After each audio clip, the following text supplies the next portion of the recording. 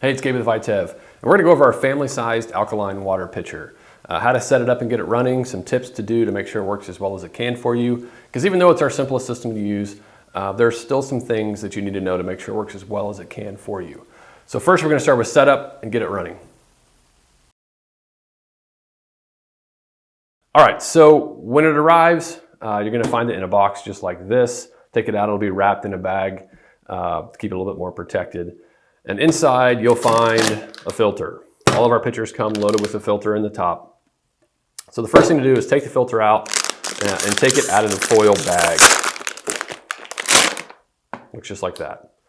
And get this submerged in a container of water. Could be a cup, a bowl, whatever you've got. What you want to do is make sure that you keep it submerged. Best case, so that it's sitting vertically like this. If you have to go horizontal, that's okay. But vertical works a little bit better because any air pockets that are in there are allowed to get out or have an easier time getting out of the minerals as opposed to this way. If you have to do this, it's okay. Just give it a shake every once in a while, kind of burp it like a baby or whatever. But get this thing soaking in some water. It needs a good 5 or 10 minutes of submersion before you'll get everything in here moist, get any air pockets out, and get it ready to go. And then you can do your flushing a much better way after that. While that's sitting in the water, take this apart. You've only got 3 pieces. You've got a lid, you've got the top reservoir, and you've got the main body of the pitcher, the lower reservoir. This says 3.5 liters is the size, it's the volume. 3.5 liters is this entire pitcher. It's really gonna be closer to about a 2 to 2.5 liter amount of water once it's filtered, okay? Just wanna make sure you understand that as well. But get these 3 pieces out and get them washed. Hot, soapy water is all you really need to do. Nothing fancy. There's a timer on the top here. This is totally encased, so it can get wet. I wouldn't push your limits and submerge it in the sink for 5 minutes or something, but a washing here and a rinsing should be no problem. So get all this stuff cleaned, ready to go, and then set it off to the side. And now we're gonna go back to the filter. All right, this should be fully wet now. Air should be out of there as best as possible. Now we need to flush this. There's 2 ways to do it. The first way, which is the way I do it, is to set this underneath a faucet of water and just turn the faucet on and let the faucet run. There's holes all over here in the top of the neck part of the filter, and just keep the water running into there. You'll see a grayish black stream coming out from the bottom. That's the carbon dust, the mineral dust. That's the stuff we want to get out, right? If you don't get that out, it can have a little bit of a fishy or a little bit of a metallic-y taste even. So get all that stuff out. You might take a few times, flush it, shake it, flush it some more, shake it, just till you get clear water going. The other option is to take this and just go ahead and install it, thread it onto the reservoir.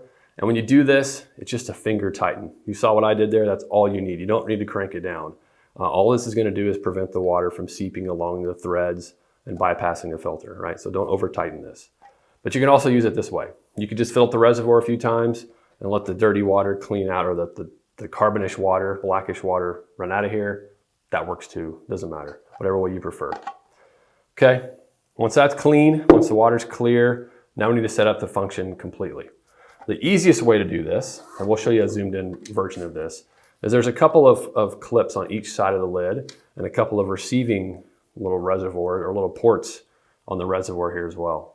Those clips snap in, you'll hear it click. When it does, that lid does not come off. Okay, the flap opens up, but the lid itself stays on. Okay, now you know you've got this connected like it should be, and this is very, very important. Then you just set it in the reservoir like that. There's 2 little holes and ports on the side, on each side here. We'll show you zoomed into this as well. You just make sure those little knobs fit in the holes, and now it's nice and stable, okay? And when you got it set like that, you're ready to fill it up and let it go. And you'll have your first enjoyable glass of filtered alkaline water.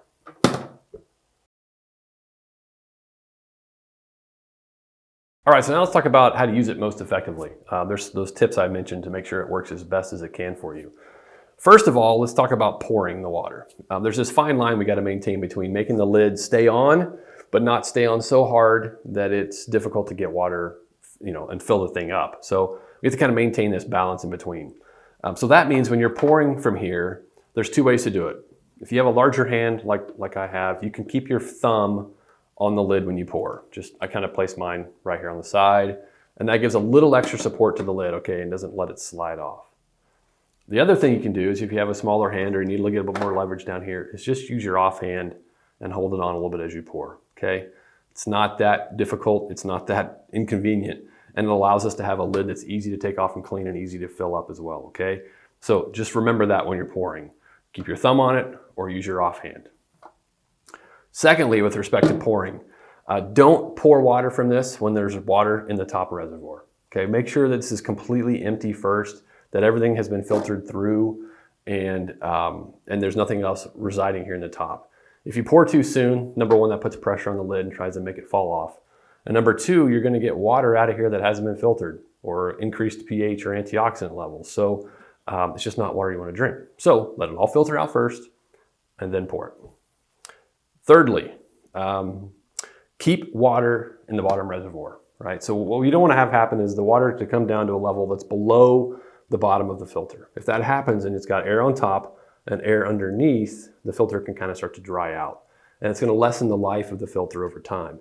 So make sure if you pour a bunch of glasses of water and you set this back on the counter, you put it in the fridge, that you at some point come back and fill this back up, especially if it's gonna sit overnight or for a long period of time, and get water up above the bottom of the filter. Okay, this keeps the minerals wet, water will keep being weeped up inside of here, and it's gonna make sure the water that's still in the reservoir is the highest quality possible. It's gonna keep that antioxidant level up, the freshness, kind of the living aspect of the water, which is very important, okay? So don't let the filter come out of the water, the bottom of the filter come out of the water for too long. Keep it wet. And then lastly, cleaning it. It's gonna be the exact same process we use when we set it up, right? Take all the pieces apart and clean it with soapy water and put it back together. It's no difficult process. However, if you have hard water, if you're in a place that's got a lot of minerals and lime scale and stuff in the water, that when you raise the pH of it, it's gonna cause those minerals to precipitate out. You'll see them get a little stuck on the sides. The plastic may start looking a little bit cloudy, and you'll need to wash yours a little bit more frequently. You can also use a little bit of vinegar, just a 50-50 vinegar water mix will help cut that stuff off really, really fast, okay? You're mixing an acid with an alkaline, right? And that acid will help eat it away. So you'll need to then do soap and water afterwards, but start it with a little bit of vinegar water mix, and that should take care of the problem for you.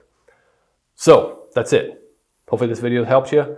You can get it set up easy, you can use it easy, and we wanna make sure that you have an enjoyable and beneficial experience with the alkaline water. If you have any questions, we're here to help anytime you need it. Send us a note, send us an email, you can comment down here, you can give us a phone call, whatever method you choose. Hope this helps, and we'll talk with you soon.